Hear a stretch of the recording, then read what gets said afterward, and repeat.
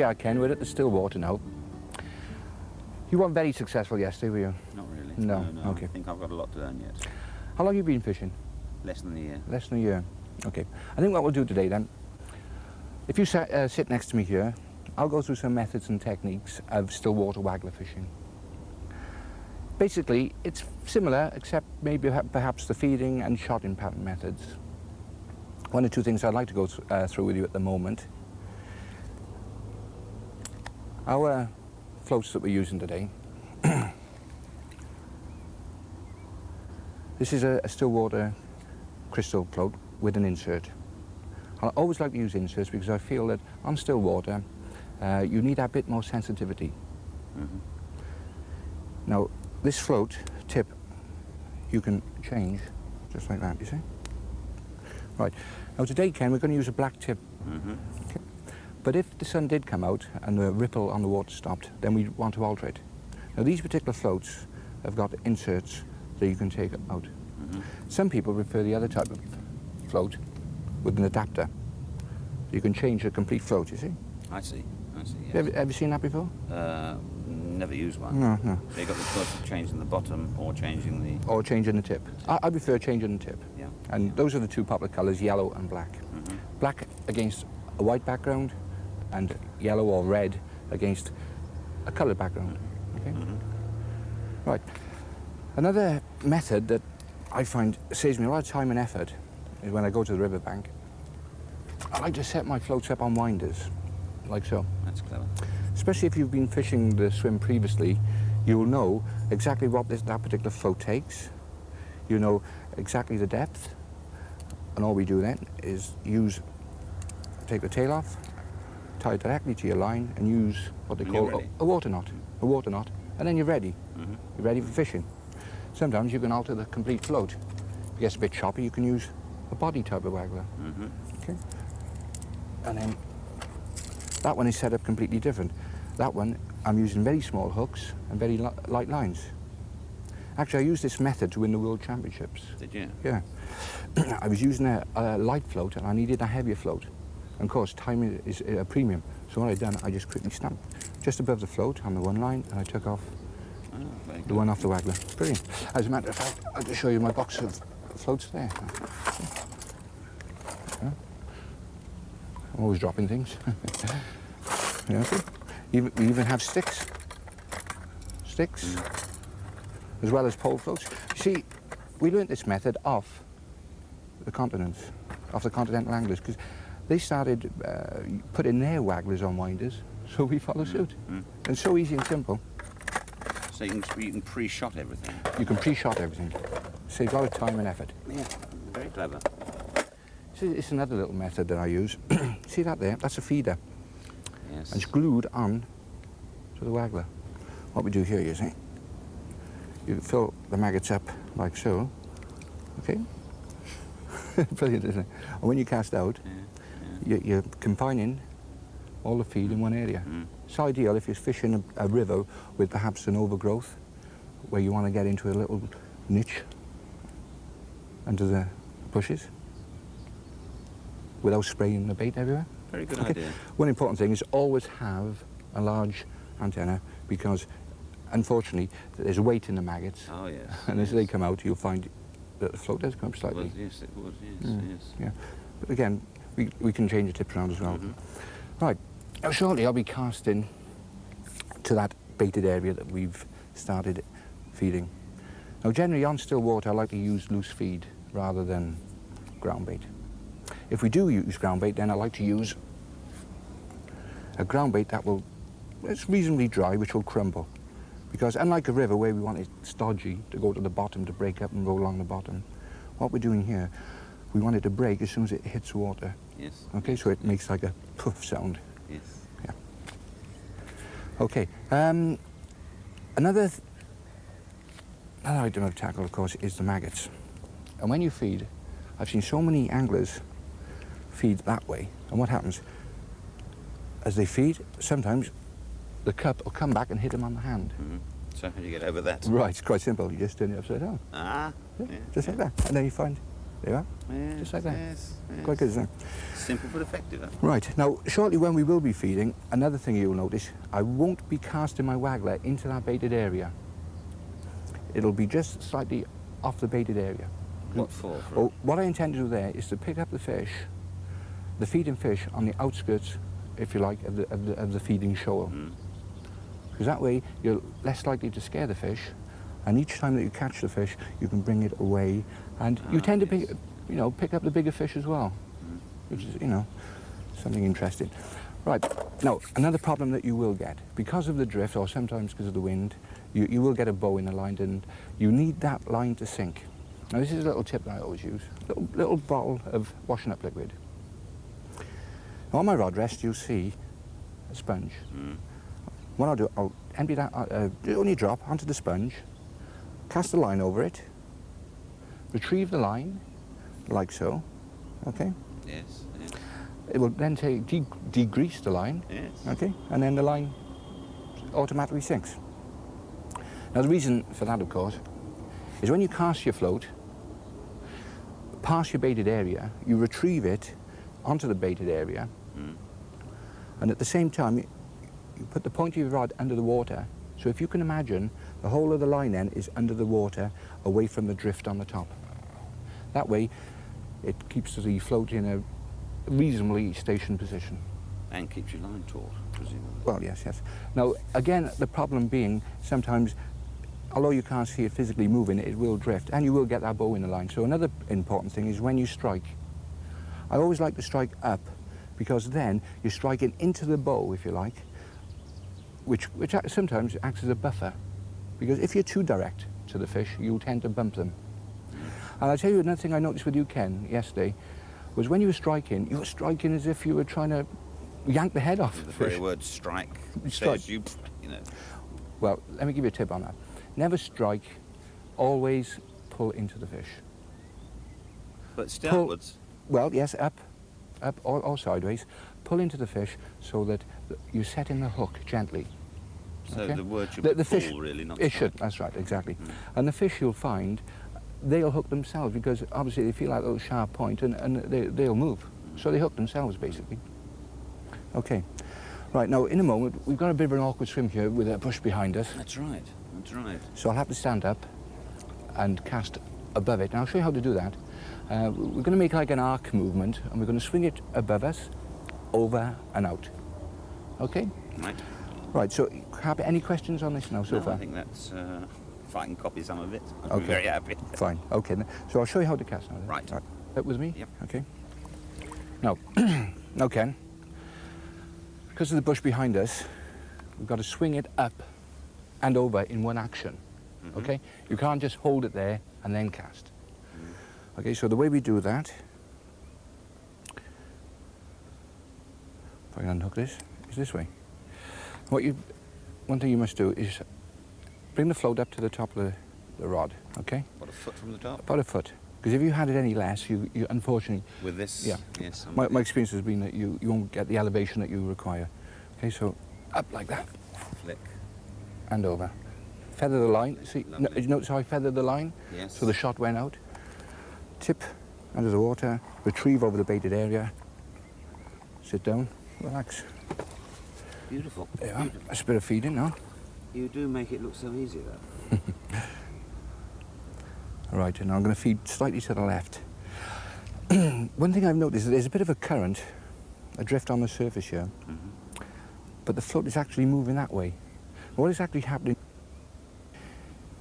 the wind on the top surface is probably hitting the end of the dam wall or the bank down there, and it's making like a current, so it's coming back underneath. So bear that in mind with the feeding as a bite. Oh, I missed that one.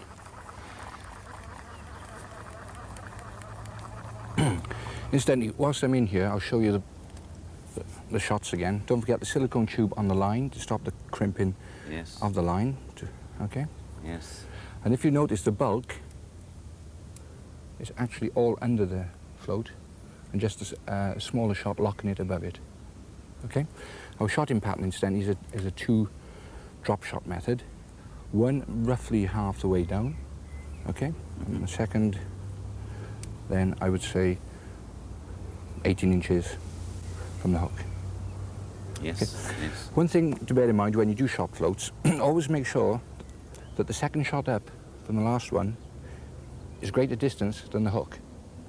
Okay? Because if you had the shot, say for example, round about there's a chance that when you cast out, it could catch on the shot. That happened to me yesterday. Did it? Okay, always remember that. Okay, so that shot needs to come down. Another little tip as well, sometimes when this, because of this drag, we'll see how the, the swim develops now. What we'll possibly do is probably put another shot just a couple of inches above the hook. And what will Just, that do? well, that will slow it down from moving through the swim. Because the fish might prefer a more stationary bait. Okay? Right, cast again. Up we go. Don't forget, up and around in one action. There you are, feather it, so shot goes out. Retrieve underwater. That's correct. Quickly, okay, because the line will cut through the water quicker. Sometimes a little tip is to flick it once or twice. Put it down. I notice you feed very regularly. It's called a cast and feed, isn't it? Yes, it is. That's the only way that you can really build a swim up. It depends on how the fish are feeding and what sort of reaction you've got to the bites, whether you increase or decrease the feed. We've only just started feeding the swim, so I'll drip feed it. And when I say drip feed it, I'll probably feed twice a cast, okay? So it'll have a constant maggots that'll be falling through the water. Incidentally, we've got about 8 or 9 foot here, which is a bit deep normally for this type of waggler fishing. But unfortunately, I can't get them on a pole line, so that's one of the main reasons why we use... too far out? That's correct, yeah. So what we're doing is using the waggler at that distance. If I can bring them in at all, we'll go onto the pole. Sure, But sure. let's try and leave them there for you. I had to stand up on that. There you are. Now, as I mentioned before, the belly in the line is possibly going that way, okay, to the right. Now, if you notice, that float is definitely moving. Yes, it is, isn't it? So I might alter that shotting pattern slightly. See if a bite develops on this first. Okay. Nice day today, isn't it? Not bad, is it? Yeah.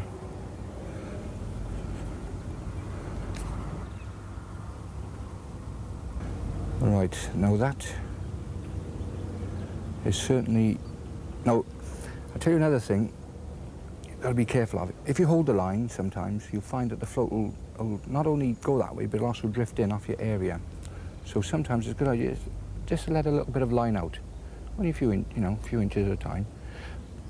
But bear in mind that every time you do that, the bow is increasing. Okay? Yes. I think that's a bite there. Just strike it. That was a shy bite. Ah, yeah. The way it's pulling, it feels like a roach. I'll take it gently anyway. Quietly out of the feeding shoal. Yes. Okay. We're using a size 20 hook here, so take it a little bit. That's pretty small, isn't it? Yeah. Ah, there you are. Lovely. Look at it. There you go.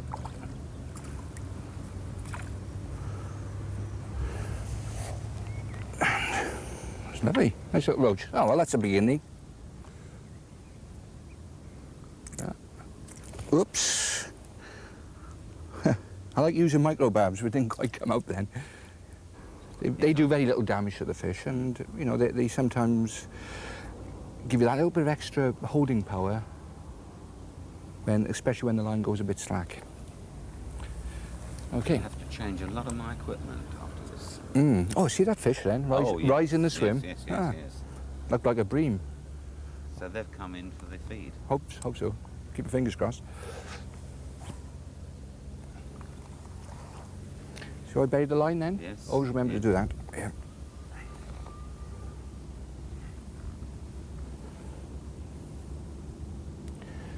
I'll put some knobs of ground bait in as well shortly, okay? Because if the bream have moved in, I want to get them down.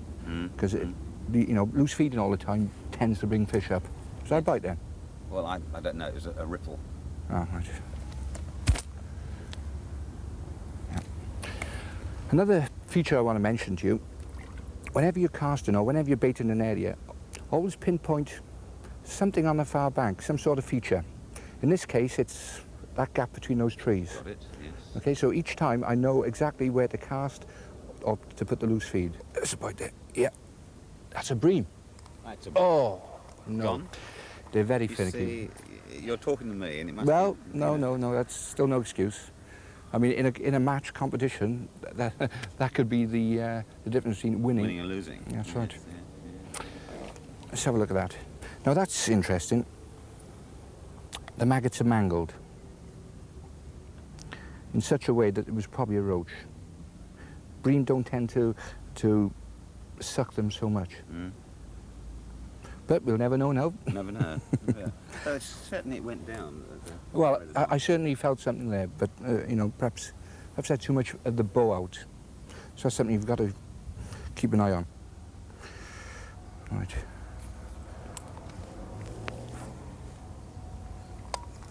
It's bang in the same spot. Mm. That must take a few years of experience to do that. Well,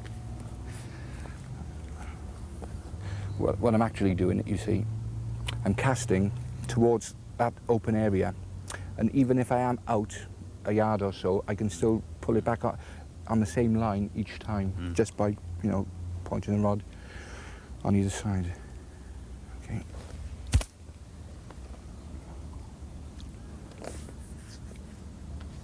There's a bite there, Ken. Yeah. Oh, well look done. at that. That's a bream, I believe. Yeah. Look. You know the difference between a bream and a roach? You can always tell the difference. A bream tends to sort of just lie there, you know, and a roach will shake his head a bit. It's probably only a small one. And I'm keeping my rod up like this because of the snaggy weeds on the inside yet. Yes. Yeah, just coming up now. I'll take it easy. Yeah.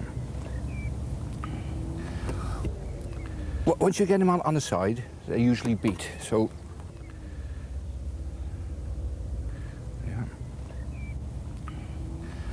yeah, just over, like so. Okay. Now, I'll show you how to unhook one of these. Okay. Slide the net that way, and keep the net between you and the keep net. Gotcha. Because they tend to, when you unhook them, they tend to shake a bit, and sometimes they'll just fall off. So, They fall off then, they fall into the... yeah. Now, that is the way to hold a bream. Because it's got a wide body, you can't grip it like a roach, so you've got to hold it between the head and the... Okay, just like that. Yeah, yeah. There you are. So we put the landing net back now to the one position. Okay, so it's nice and handy. Look at that, all chewed up. Do you change the bait every time you hook Oh, the yes. fish? You would never No. attempt to... Actually, I probably change the bait more often than most, even to the fact that I'll change it in between bites, just to keep the fresh bait going all the time. Incidentally, one thing I'd like to mention, we have a little problem with the line kinking sometimes, and a little method, a little technique I developed is a little knot, about an inch above the hook, just like that. I see. Now that, believe it or not, will stop a bait from spinning in the water. Okay. You know how to hook the maggots, of course, yeah. Top and tail. Top and tail, yeah. That also helps to eliminate spinning Yes. when you retrieve. Rub this little bit of slime on the line off, okay? Because you still want to create that natural presentation. Right, here we go. Well, let's hope they start to feed now, Ken. There's a bite. Yes, I think they're starting to come on the feed now, Ken. Slightly better one. And what is this? Bream, I would say, yes, definitely a bream. Okay. If you tend to pull one way, these fish always seem to want to go the other. So this is how you can guide the fish in sometimes. Like I'm trying to guide this one over this snag. There you are. It's a bream. Slightly bigger. Yeah. You do tend to come in like wet sex sometimes, don't they? Oh, I think he's woken up. Ah, there you go. Right. Once you get their mouth out, see, they start gulping, and they come to you. Right. Oh. Ah. Get the last gasp then. Okay, always pick it up there. Yes. Okay, because if you pick it up in the middle, you can crack a 5-glass pole sometimes. Right, transferring the nets from there to there. Mm-hmm. Holding the fish like so. Oh, we were lucky, look, oops. It came out, did it, in the net? Oh, No, he's still there, he's still there. We'll need to disgorge on this one. He's handy, these boxes, you know.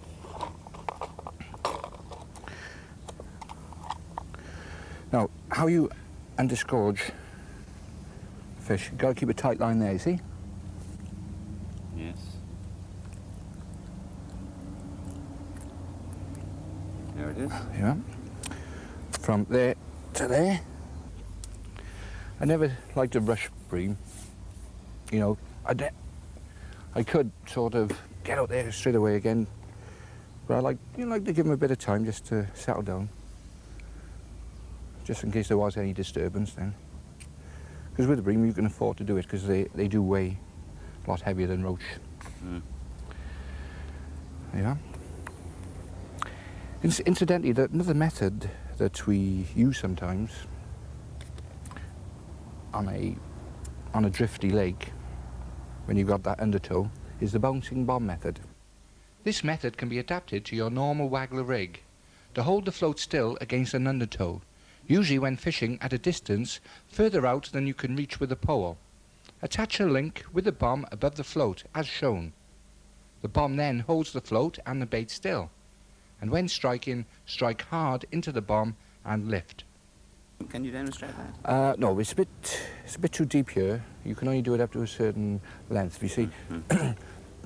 But the method allows you to fish a still bait at distance. Mm-hmm. Okay. I always advocate that a pole is a far superior method because of that, you see. Really? Because you can hold it still.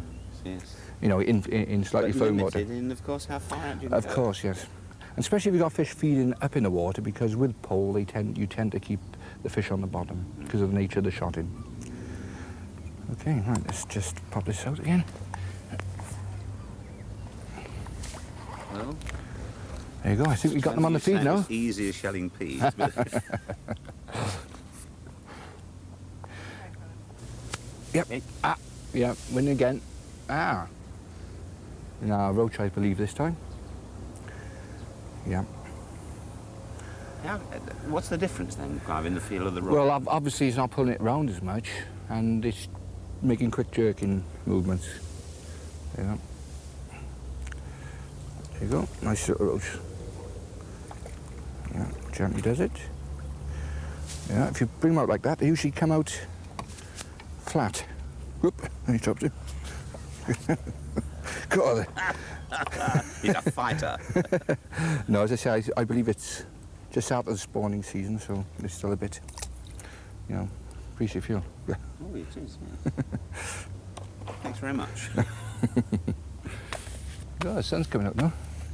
That's getting better all the time. Another top and tailer. Another top and tailer. Actually, there's... Maggots change in size, do they? Some of them seem to be better than others. No? Is that imagination? No, you're quite right. It's just that some have been left on the meat a bit longer than others, and so. Right.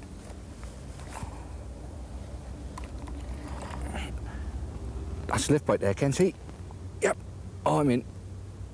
Ooh, yes, bream again. She's lift bite. Yes, yes. Come up. But, you know. That's a different... Well, that's right. As soon as I cast, and on the drop, they must have obviously taken it as it was falling through the water. Just, well, What does that do? Take the weight off the float or something? that's right, I yeah, see. yeah. Well, the bream are coming off the bottom, so they must be hungry. Ooh, lovely, beautiful. See that? One other point I'd like to mention, Ken. Did you notice that I released the bail arm? So when I struck, I could feel the pressure, the line pressure on my finger. Yeah, beautiful, isn't he? I didn't actually notice No. it, no, but Well, I was looking at the float all the time. Yeah, I do that quite often because mainly in our waters back home, we've got carp. And carp tend to run like mad once you strike them. And sometimes if you've got your bait arm over, they'll come off. Really? Yeah. Right. Tight line. Down there. Yes, I don't like getting them deep down, but unfortunately bream tend to got quite a suck. There you are. Do you want to try and get rid of this? If you like. If I can do it without knocking everything over. Okay.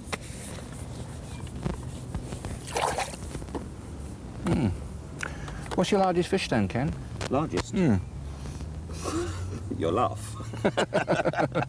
No, I caught a nice roach yesterday, which I don't know the weight, but it was about, say, 9 inches. So that's your largest fish? I am beginning to be a fisherman and exaggerate, because it was really 8. Oh, well, I'm sure. Sure, with all the tips and techniques I'm showing you, you probably catch some larger. I wouldn't, it's a tremendous amount that I've learnt just watching you do it. That's why I hope I can put it into practice. It's quite easy to watch and more difficult to actually. Yeah, well, that's why I thought. it. That's why I thought if you'd watch me, you'd learn a lot more.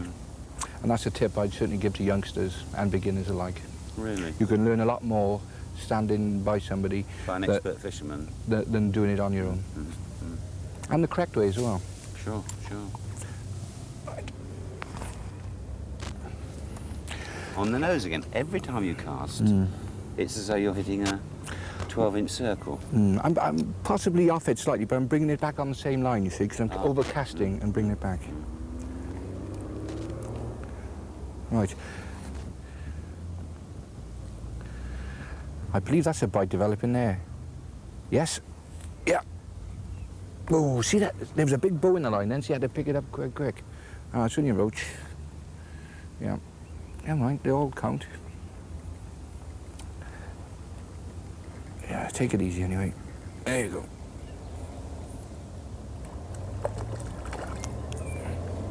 Yeah.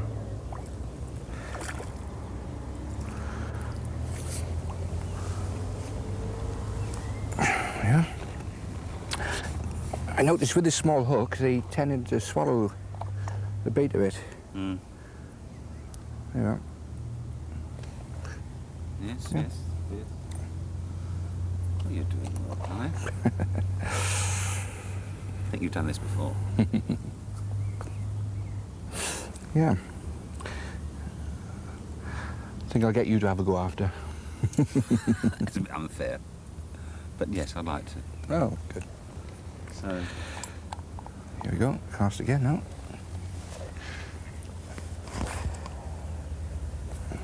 magic, absolute magic. Super. See what we'll do. I noticed that because of the bow, the line must must be floating a little bit. So I'll just add a bit more of the degreaser. Oops. I'll retrieve this one this time. Yeah, right up. See, right up.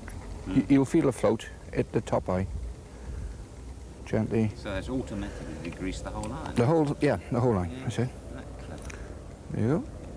Right, let's cast again.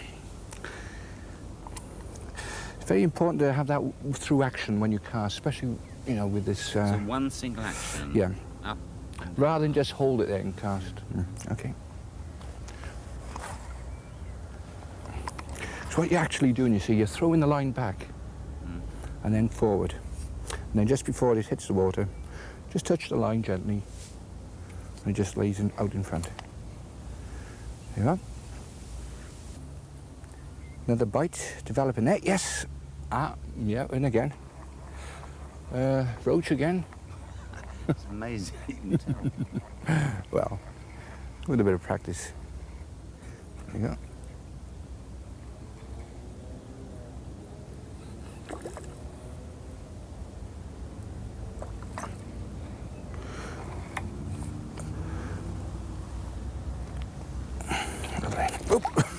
Oh, I'm glad you got the net there. Yeah, it's always a good idea to bring them over the net, just in case. Yeah. You must have got quite a bag by now, Clive. Well, I suppose it's 6 or 7 pounds so far.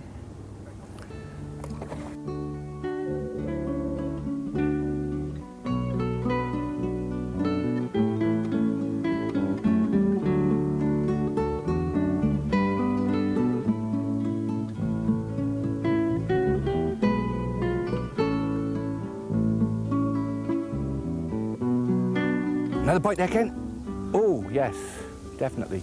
Nice. Oh, it's a nice It one. looks heavier. Yes, definitely. Definitely a bream. Ooh, beautiful. Nice feel when you strike it. This rod, incidentally, if you notice the action on it, it's mainly in the tip. Yes, yes, I can see that. We'll try and guide him away from the snag in front of us. It's a good idea to try and build up a mental picture in your mind of any snags in the water. There you go. Here it comes. There it comes. Oops. They do tend to swim towards you. There you go. There he goes. Right.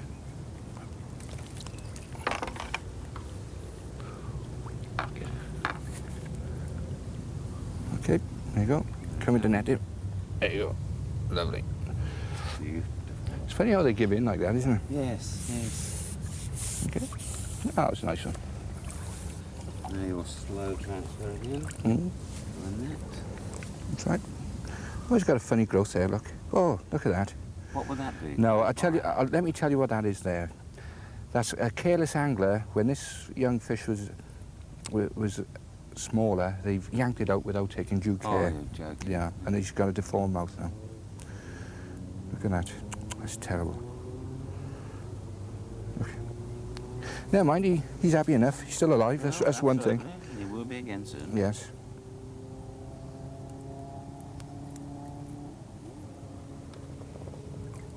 Oh. Lovely, Clive. Lovely. What are you doing now, Clive? Well, there's been a light change.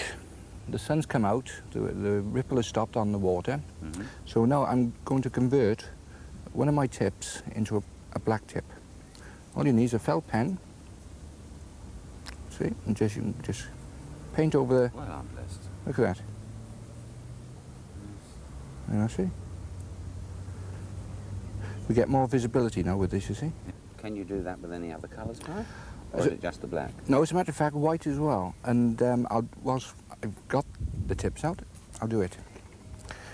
On some conditions, especially when you've got a dark background and the sun is out, it's difficult to see black, so then you need a bright colour. No, that orange is not blending in quite right because of the trees in the Mm. So you So what just we'll do- turn that into into white, white. just like so, using Tipex. Well, so now you've got a black and a white tip. It's very interesting, Clive. Earlier on you mentioned about separate bodies or detachable bodies, something for a waggler. Yes, that's right. It's a method that I developed for quick changing the float. For example, if we start getting a lumpy water, in other words, choppy water, and you want to stabilise the float, Mm-hmm. rather than change the whole rig, all I do is use these separate bodies. Oh, I see. And just slide them onto the float. Yeah. They come in various sizes. Obviously, it means adding extra weight to the float, which is part of stabilising in a choppy water. For stabilising, I see. Yeah. These are cork, yeah, and that one's a balsa one. Also- Oh, very good, very good. You've got to modify them by making a hole Yeah, yeah. slightly larger. Would these cast farther? Yes, they certainly will, but the main objective, of course, is to stabilise that float in a choppy water. For stabilising, I see. Yeah. Yeah. Okay. I'd also like to show you a couple of other floats I happened to acquire from some Austrians. Wow. Long-range wagglers. Good Lord. Beautiful, aren't they? They're all peacock. They're stepped up, you see, with Good. peacock. There's a slightly larger, Yes. smaller one there, a Yeah. smaller tip on the top, different colours as well. Now this is quite interesting, the bottom end. They've actually got screw-in bases to them, so that you can add shot. Ah, change Yeah. the... No, you add shot to it. To it? Yeah. Yeah, with you, yes. And you obviously you can change the size of the float as well. Are these available in the United Kingdom? They're not. No, Ah. these are handmade. You'd have to be a turner or somebody to develop these. But certainly I can get, what, 50, 60, 70 yards with these Really? sometimes. Yeah. What shot would that take? Oh, these take something like about 6 or 7 swan shots. Really? I also use them if you got a noticeably high drift. If it's flowing through on the top and cutting back underneath, Yes. you can eliminate it a bit by using long floats as well. Fascinating. Yeah, use them on the drains, down on the Somerset, Huntsville and places like that. Oh, you are, Ken. It's something different. We got a perch. There you are. Look at that. It's a pretty fish. They look very nice in aquariums, actually. And he's... By here, you've got 2 little spikes, and on the back, so be a bit careful with them. Okay, because they can What a sometimes... big mouth. They have as well. That's noticeable. Yeah. Beautiful fish. Oh, there you go. Look at that as well. It just coughed up an extra maggot.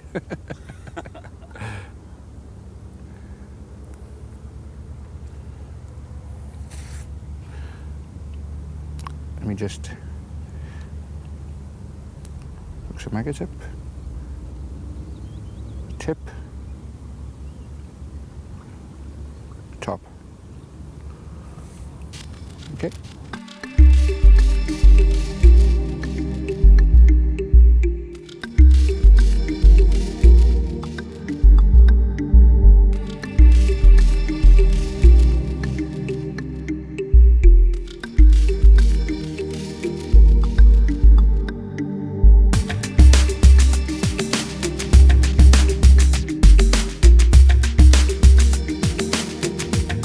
Certainly, and he's on as well. The bream is fine.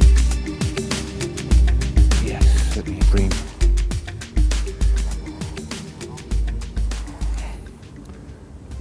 He's got me into the snag, look.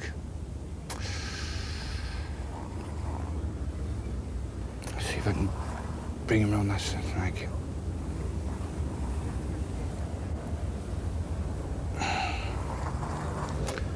Yeah, he's taking me certainly right into that reeds there. Oh, come on. On you come.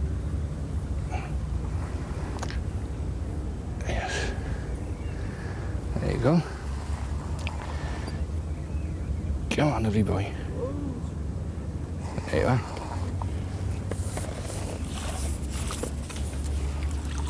Oops, he's come up on my side there. That's it. He's ours. Oh, upside down. Lovely.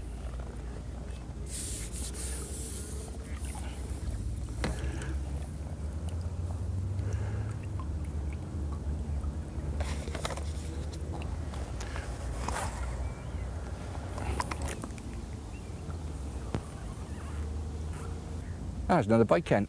Oh, yes, he's in. Oh, another big bream. Marvellous. Oh, we've had a good day's fishing anyway. Oh, it's been lovely. Yeah, Been lovely. really enjoyed it. I tell you what, I think we'll probably make this the last fish of the day. Okay. We'll have a look at the catch then. And then, oh, come on. Ken, I hope you've learned a few tricks and tips now the last couple of fishing stints.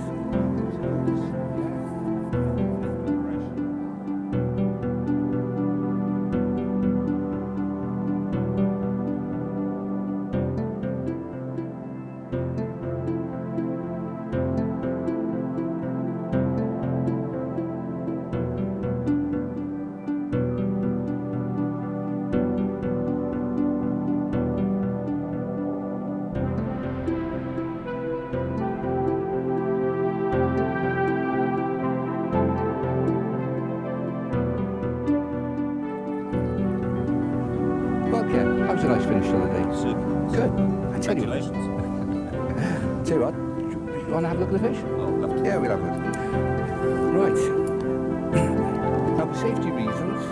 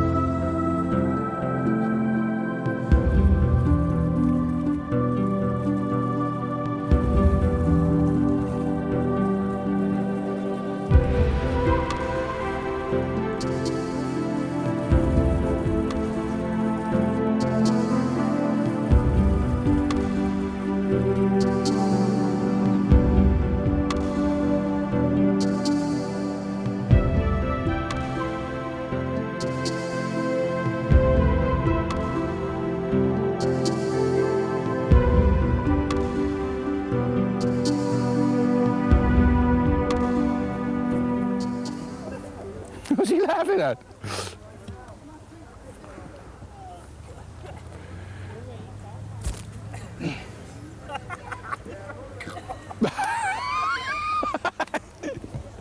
You wait. You wait till some maggots get in the boat. That'll frighten them up.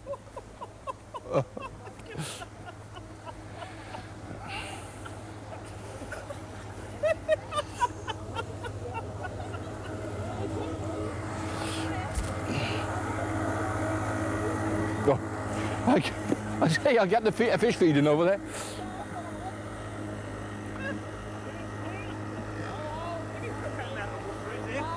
Hey?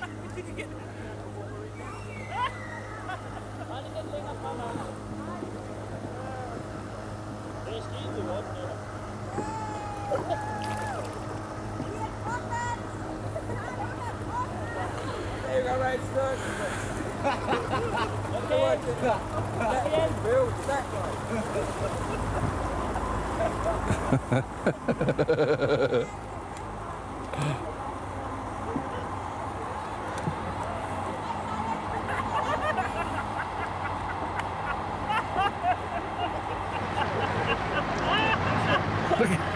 Look at that boat waiting down.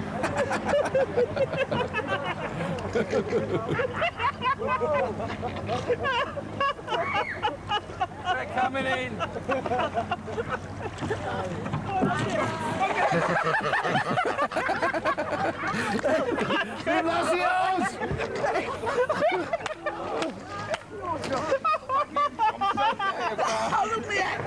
Adios!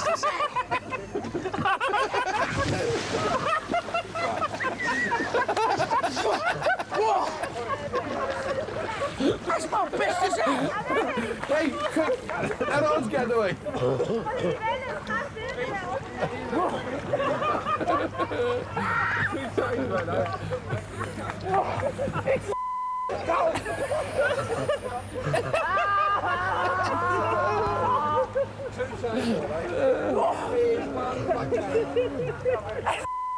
Go! Mick, you!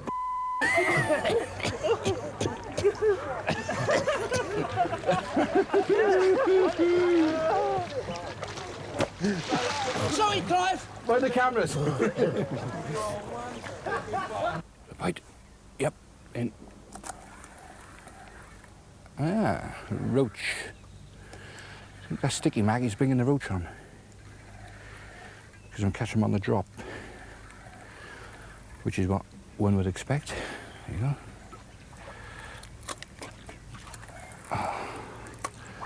Well, some muscle.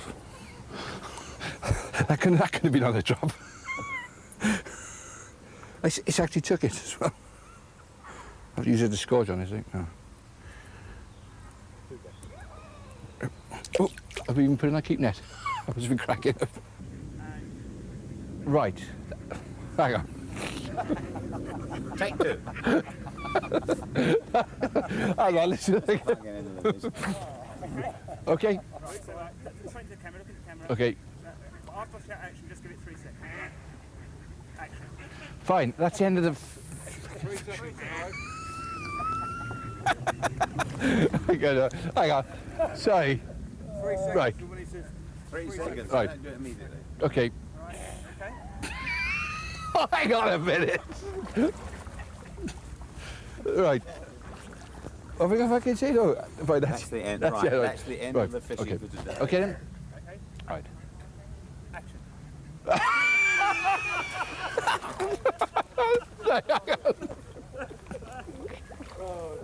Hang on.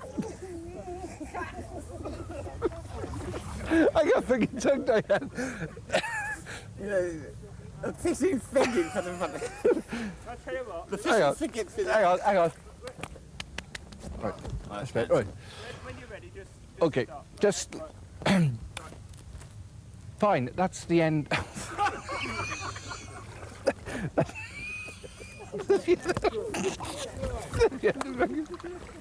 Yeah, sorry. Man, look at the plate, then just turn round. Sorry. Right. Okay. Fine. That's the end of the fishing.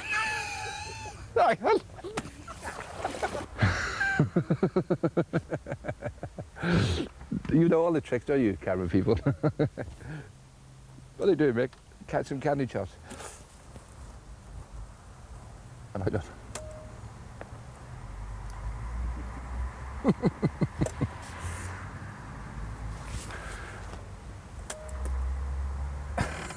What's that? Biggles. Biggles. End. E-N-D. End.